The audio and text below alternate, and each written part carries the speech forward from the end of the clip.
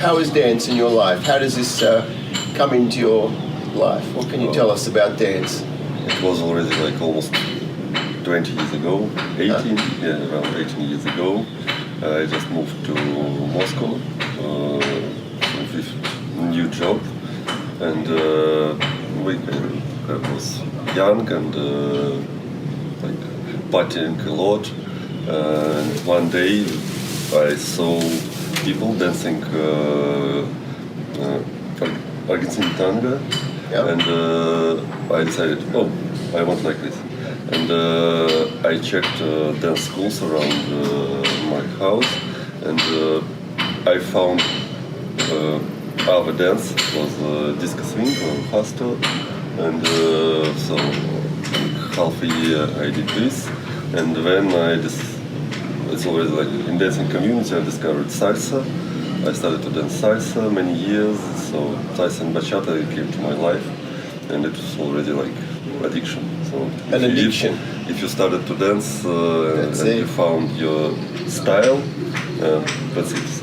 It's like part of your life, and I can't even imagine how you can refuse or stop it. Exactly. And I don't think I would have ever found dance myself except for the pandemic. Australia closed its borders for nearly 2 years. I got stuck overseas. I think it's a crazy situation, but I found myself in Sweden, didn't know anybody in Sweden, so I joined a dance school, and suddenly after 1.5 years it's very much part of who, it's very much an interest of mine. It's an addiction, as you say. Suddenly I feel like I'm hungry for more learning, for more dance. It's very much a joy. The addiction is probably, but a good addiction. It's good addiction. Yeah. And also it gives you not only like emotions and activity, it also gives you usually friends around the whole world. Because if you dance, you start to visit festivals where people from the whole world come, and you communicate with them because it's social dance. And so for almost 20 years dancing, we have friends every country. Yeah. Well, certainly the 2 weeks here, we got very close to everybody here. It does feel very much like a family. Maria's like our BailaMar family. BailaMar family, yeah. But it is. It feels this, a very strong connection. It's not just doing the dance. Now you're a citizen of Russia. Yeah. And that's of some interest with Russia trying to take Ukraine in the war, creating a war. It's causing some trouble for Russians. No, not so big. So some trouble. So now everything what you do, like every transaction, you need to it's additional control, financial control. Like different brokers, they don't open accounts, or some banks don't open accounts. Doesn't kind of like limits made for Russians who live in Russia mostly, and for example in Europe, people who are resident of Europe, they are not on sanction and not applied to them, but actually they still apply because a lot of banks just don't want to even check. So there are some trouble, but we already live in Ireland many years, and not so big. Biggest problem that it's almost impossible to see our families. Which is sad. I mean, it's obviously a big part of you. It's restricting you going back there. It's fair to say you're not a supporter of the war or this. It's not. You seem a very dance connection. If you think Russians, some are maybe full of propaganda or hate, but you seem a very much the good one. You mean in Russia? Well, just that. I mean, being Russian is. A lot of people could say, see, you're the bad one. And I think it's terrible that you kind of society maybe class one whole country as bad when there's many people. So, I mean, you were actually supporting the other side, the opposition in Russia, and that's maybe caused you some troubles. You can't go back to Russia, is that right? Yeah. I would say 10 years ago, I realized that we have dictatorship. So actually, I realized that we are on the way to dictatorship in 2006. It was already absolutely clear for me. In 2012, I realized that that's it. So there is no chances for opposition to win. And I decided to migrate almost 10 years ago, just to not, because I didn't want to be involved in what's going to happen. Any dictatorship finished in one way. Yeah. But so you were quite active in trying to create a more positive environment. You discovered it seems like impossible, and you emigrate. So now you're nearly a citizen of Ireland? No. I'm Close. Probably close. I'll apply next year. Let's process. But it's. I can say that really war touched my life a lot. Mostly, nothing special changed. Yes, and now I can. It's moral and my mood, but really in life only one of changed. So I cancelled my trips, any plans to trip to Russia for close time. But in general, that's it. Because I have a good job, I live in a good country, so everything okay. And you, in terms of country, you would be very happy to kind of live here in Dominican Republic. You love this place. You want to spend a lot more time here at least, is that right? As any country, Dominican Republic has advantages and disadvantages. I'm not sure I would love to live here. We used to live here some years, and there are some disadvantages which makes me probably choose our country to live. But at least stay here some months a year, definitely I would be happy. Yeah, it's certainly a very lovely country. And you can speak Spanish? Yeah. So you're comfortable to interact here? Because most people here seem to speak. Outside of very few Dominicans know any languages. Actually, a lot of Dominicans who don't know even how to read, because education here is one of, for example, disadvantages of this country. And so there is some good schools, but a regular public school, they're not the best in the world, definitely. And in terms of dance styles, you're very focused on the traditional Dominican style. That's something that comes through very strongly, that you're keen to promote the tradition and because there's a few, there's bachata sensual and moderna, and then there's the actual bachata. Can you just share a little on this aspect? So we danced what we call moderna, or we call European or American bachata. Side to side. Yeah, side to side with sides and turns. And when we came here for living, when we moving, we think kind of that's motherland of bachata. And we were dancing bachata, and we thought we are dancing bachata with local people. But we are we're very surprised. We are not able to do it.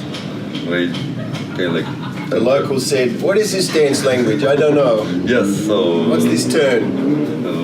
When the local girls, they always afraid me, because they already had bias that if, how we call gringa, a foreigner come, And He wants to spin them very fast. Yeah, and they will always say to me like, no, don't spin me. I don't want to dance with you. They were kind of like in panic. Yes. And we started to research. We found first promoters of the time. We found an amazing festival, which one Finnish guy has made in this country. Unfortunately, this project is closed now. It was a really good festival, and he was probably the first one who did that. Started to bring people to Dominican Republic to show people Dominican culture as is. Not in Punta Cana in a resort, but regular life. I mean, it seems like you and Maria and BailaMar, like it's a cultural ambassador. You're preserving the Dominican culture and promoting it and trying to shield from other dance styles. Not that they are wrong, but just to be very clear, this one is authentic Dominican, and you promote that. And it's interesting. With the video you showing us and the tastings and I feel very much I've experienced the real Dominican culture and dance. It's wonderful to have that pure maybe. Mm-hmm. You're pushing this pure traditional approach, which is wonderful.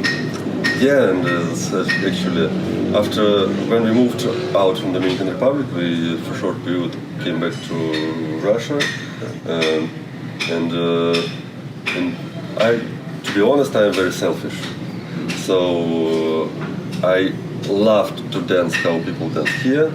So we researched, we put a lot of efforts to research Dominican culture and how Dominicans dance, traveling around the country, filming people, dancing with people.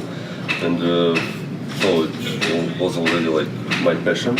I wanted to dance like this. And we came back to Russia and nobody danced. So we need to change it.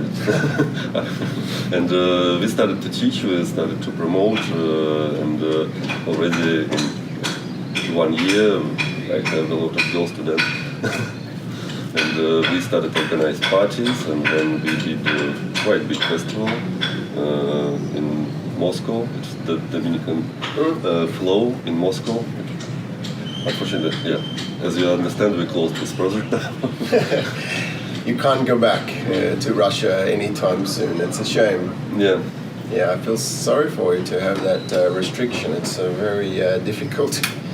But you have a dance family everywhere else in the world that you can interact with. Yeah, and with the Dominican culture, so one thing that we learned from where bachata started, or it's a little bit of a poorer culture, but you have, I'm not quite sure, we don't have a term for it, good time girl. You have like some of the women here can be your companion. This is like when I go to the club, sometimes the young women are trying to interact with me, but maybe they want a commercial exchange. Yeah, and what is the question? But the male equivalent is it Sunky Punky? Sunky Punky. Sunky Punky. Sunky Punky is like men's side. So the men's side. Men try to attract European women to got married or to get some financial support. It's Sunky Punky. But we don't have just relationship. Yeah, we don't have a female term for this. No, we don't have. So if it's, I mean, in the West you might say prostitute, but it's not prostitute, it's not. is it? It's a way of relationship when everybody goes. It's not pay for service, it's almost like gift for relationship. Yes. So often there is sex, but it's not a direct, it's more you want a dance partner, you want like a girlfriend, someone for dinner. It's relationship, yeah. A full relationship. But I actually don't like to discuss with them because we know that Dominican Republic is like a country for sex tourism, as the way is like Thailand and so on. it's shame. So it's like okay, like it's just because country is poor. So there is sometimes men who come here or women who come here, European, for that. They don't realize that for these people it's only a way to survive. To survive, to because get life is normal tough life. here. Yes. So step by step, economic situation in Dominican Republic changing, and hope if government will continue to grow up Dominican economic is going to change. Well, I think you and Maria are part of that change because I am here in Dominican Republic paying for services and food and contributing to the economy here because you brought us in, and I think raising dance is a very wholesome way to help the country in a way. Like Elizabeth, for example, is wonderful dancer. I'm thinking maybe I want to ask her for some private dance lessons, and it's. I think it's good to increase the tourism and share the joy of dance, but it can be an economic benefit. Yeah, that's definitely because now dancing tourism in Dominican Republic exists as market. So we started 8 years ago, and we were kind of like one of the first promoters who started to bring small groups to Dominican Republic, and market didn't exist at all. There were some promoters who also bring groups, but it was not so like we were not demand. We didn't have demand for dancing community to visit Dominican Republic, like for bachata, for cultural experience, because most of people who danced bachata even didn't know what's bachata from Dominican Republic. And for the last 8 years, everything changed. Now our teachers who work with us, they schedule very packed. They give classes regularly, every day, and new groups coming to Dominican Republic at least monthly, and probably weekly. Now there are a lot of promoters, a lot of people. So BailaMar has created performers and instructors that are now, like, would you say world class? We work with instructors. We work with dancers first of all. We try to help them, to give them our view and our vision of Dominican bachata, and to show them very often that it's a very valuable thing, the Dominican culture, because quite often people don't value Dominicans, not value Dominican culture so much, and because in media, when they watch YouTube or they visit Europe or United States as dancers, and they visit different congresses, they see different examples. For them, if you want to be a successful dancer, you have to dance like European, and the dancers very often start to go this way. Lose their Dominican dance style to adopt what they see as a more successful Western approach, but kind of like commercial, and not valuing their own. Yes. And I think it's wonderful that you are one of the strong pushing to preserve and promote the local way, very much local, like you actively pushing away the external influences to keep that pure culture and dance style. It seems, which I think is very wonderful. Is there anything from this this camp that you were on is a highlight. If you look back the 2 weeks, today is our last day. What is one or two highlights from your 2 weeks? You say, a time that I, played in the river, or For me, some dancing, or something. whole 2 weeks are Whole 2 amazing. weeks is a big highlight. The whole nothing you can. And probably for me personally, it was a party in Santo Domingo. It's a small club because it was a nice experience when Dominican, quite famous artist, organized a small party for us. Because It was interesting, that club. I mean, the man getting us out of the bus has a shotgun. There's one of the other clubs. They had security on the toilets, and on the sign on the entrance to one of the clubs, there's like no firearms. I saw the one sign had no firearms, but it was listed twice. It's sort of, it's a little different to some other countries where. Firearms is free here if you have. You can buy you can buy like in pistol. United States the same, so you can Yeah. buy. It's legal, and a lot of people, especially who works with money and have cash with them, they have guns. Criminal situation in the Dominican Republic also changing, but very slow, and the situation still not the best in the world. Correctly. It was interesting when you said if we say we need to go, we want the whole camp to very quickly get on the bus because sometimes the situation can get out of hand if people are drinking and some violence. It's not normal, but it's certainly part of the... Yes, it's part of our trip because Dominican bachata, with like roots of Dominican bachata, mostly in poor districts, and we visit these places to show like roots, but at the same time, It's a little bit gangster, maybe. Some of them. I would not say so. We didn't visit really like gangster places.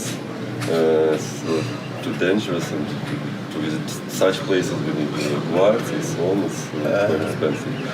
But It's expensive, so it's like you can actually go to these places. It's a commercial decision. We won't go there. yeah, so when we explored bachata, we visited such places with our friends. So we always live in company of locals who live in these districts and promote these districts. So in that case, you can under protection. But I would not recommend to visit such places alone. Because it's dangerous. Yes, as gringo, you point of attraction for criminals because they see you from like kilometers, but you are a good target. In general, people are good and they will help you, but criminals is criminals. They're everywhere the same. Yeah, when we were walking into the club and I saw some bullet holes in the wall and I asked and they said, that's a few months ago. It's not like we have shooting every week. There's no bullet holes in the club wall. But it is a dangerous place, a little bit at times. But yeah. Is there anything else that you can think to share about yourself and dance? And it's very interesting to connect with all the individuals. Everyone has a different story, and it's nice to pull that out a bit and to show to the world who are these people in our camp. And what I would tell, probably to understand Dominican Republic, you have to visit Dominican Republic to understand Dominican culture. It's very difficult. Now already easier. So there are some festivals, good festivals around the world which you can visit and like feel this part of joyful life here. Because what Dominicans know how to do is enjoy their life. Doesn't matter if you are poor, if you don't have money, if sometimes you even don't have food. They still have this ability to be happy with what they have, and it's amazing. We as like European culture, we lost this ability. We have everything, and we always kind of unhappy from our life. Exactly. That's certainly something that comes through loud and clear, that the West feels rich with their big mortgage, you know, and their big job and money and everything, but actually they are the poor ones. And here they have very little money, but they have the richest life. They are very happy. They have rich in music, rich in dance, rich in human connection. At the same time, bachata shows it very good, because bachata is music about like broken heart. They cry during this song. Singers say it about sad things and how joyful people dance. They're enjoying this crying. We have nothing, we have sadness, and we can be happy in this moment still. Yes. It's interesting, isn't it? Well, thank you very much for a little chat. I really appreciate the opportunity to come on the camp, and thank you for coming on the camera to share with the world a little bit about Alex. Thank you so much.